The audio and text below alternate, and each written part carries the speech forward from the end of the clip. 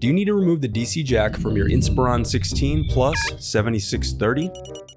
Also, you can click the top right of the screen to find this part or tools or additional help on our website, including written step-by-step tutorials with detailed images. Now that that's out of the way, let's jump into it. First, unscrew the bottom base cover. Now use a plastic scribe to separate and remove the bottom base cover. To prevent static discharge, I recommend disconnecting your battery before moving any further. Now unsnap the locking tab to disconnect the LCD cable. Then disconnect the DC jack cable. Next, unscrew the left hinge. Then pry it open. Now remove the DC jack.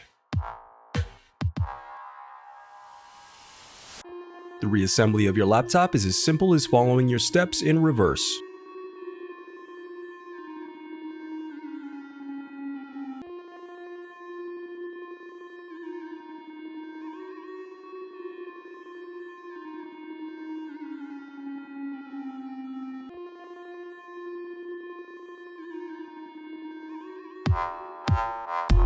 If you still need help, you can visit partspeople.com and view printable DIY instructions to help you along the way. We also have playlists of thousands of Dell tutorials for hundreds of different models, so keep checking back.